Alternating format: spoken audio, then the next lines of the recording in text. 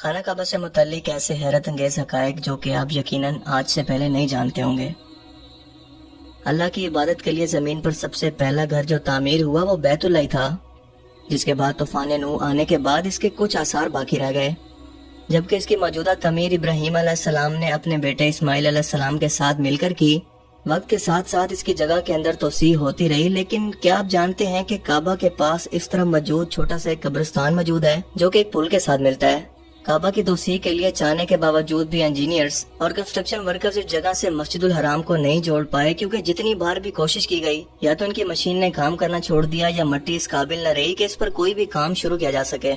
اسی لیے آخرکار تنگ آ کر اس جگہ کو چھوڑ دیا گیا، مگر تحقیق کرنے پر پتہ چلا کہ یہ وہ قبرستان ہے جہاں پر مشرکین مکہ اسلام سے پہلے اپنی بیٹیوں کو زندہ دفنا دیا کرتے تھے اپنی غیرت کے نام پر، کیونکہ اس وقت بیٹا پیدا ہونا فخر کی علامت تھی، جبکہ بیٹی پیدا ہونا شرمندگی اور نامردانگی سمجھی جاتی تھی۔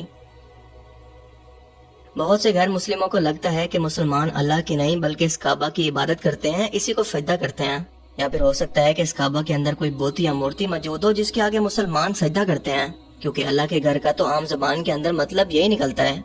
جبکہ ایسا بالکل نہیں ہے، کیونکہ مسلمان کعبہ کی نہیں بلکہ کعبہ کی رب کی عبادت کرتے ہیں، اور یہ اللہ کا گھر بس مسلمانوں کو ایک جگہ پر اکٹھا کرنے اور ایک امت بنانے کے لیے ہے کہ دنیا بھر کے مسلمان زمین کے سینٹر کے اندر موجود ایک ہی جگہ کی طرف منہ کر کے عبادت کریں، کیونکہ اسی کعبہ کے اوپر 7ویں آسمان پر ایک اور کعبہ بیت المعمور کے نام سے موجود ہے، جہاں پر ہر روز 70,000 فرشتے اللہ تعالیٰ کی عبادت کرتے ہیں، اور ایک بار جو فرشتہ یہاں پر عبادت کر لے زندگی بھر اس فرشتے کی دوبارہ باری نہیں آتی۔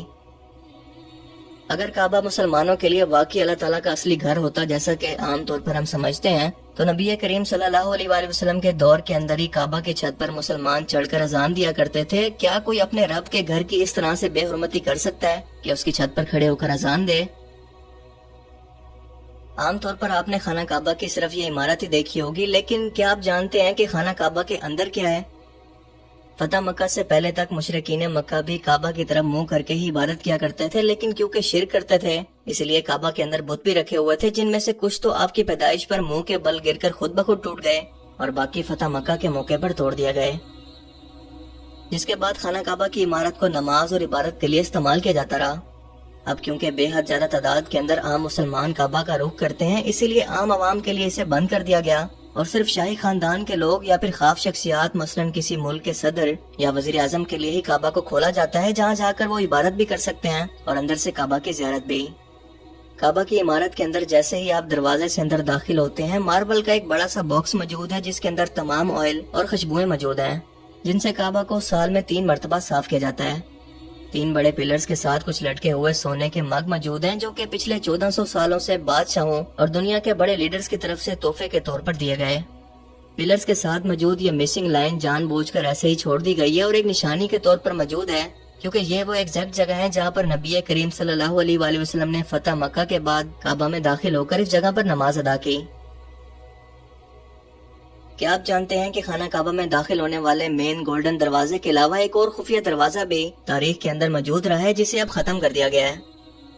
19 اگست سن 2018 کے اندر حج کے دوران ایک ان ایکسپیکٹڈ ہوائی طوفان مکہ کے اندر پہنچا، اتنا تیز طوفان کہ حاجیوں کے عارضی خیمے تک اکھڑ گئے۔ اسی دوران تیز بارش بھی ہوئی، لیکن سب سے حیرت انگیز منظر تب دیکھنے کو ملا جب ہوا سے غلاف کعبہ اڑنے لگا اور اس کی اصل عمارت حاجیوں کی نظروں کے سامنے تھی، جو کہ دنیا کے کچھ ہی مسلمان کو دیکھنا نصیب ہوتا ہے۔ اس وقت کعبہ کا ایک تاریخی سچ لوگوں کے سامنے آیا کہ تاریخ کے اندر کعبہ کا ایک اور دروازہ بھی موجود رہا ہے، جس کا نشان واضح طور پر آج بھی موجود ہے، اور یہ سیدھی کالے رنگ کی ہاریزونٹل لائن اس دروازے کا اوپری حصہ تھا، جس کے بارے میں آج بھی زیادہ تر لوگ جانتے ہی نہیں ہیں۔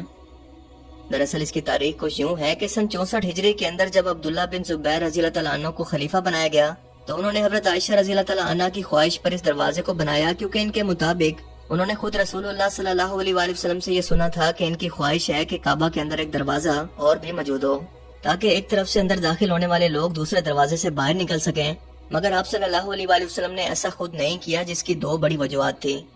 ایک تو فنڈز کی کمی، اور دوسرا ابھی اسلام قبول کرنے والے فتح مکہ کے کمزور عقیدہ کے مسلمان، جو اس بات پر اعتراض کرتے کہ محمد صلی اللہ علیہ وآلہ وسلم نے اپنے جد امجد یعنی ابراہیم علیہ السلام کی بنائی ہوئی عمارت کا نقشہ خود سے بدل دیا، اور وہ بعد میں خود بھی ایسے ہی کرتے۔ سن 75 ہجری کے اندر جب بنو امیہ نے حجاج بن یوسف کی سربراہی میں مکہ پر حملہ کیا، اس دوران خانہ کعبہ کی عمارت کو بھی شدید نقصان پہنچا، مگر بعد میں اسے دوبارہ تعمیر کیا گیا، اور اسی تعمیر کے دوران اس دروازے کو بھی ختم کر دیا گیا، جو کہ اس کی موجودہ تعمیر کے اندر آج بھی نشان کے طور پر واضح طور پر ہم دیکھ سکتے ہیں۔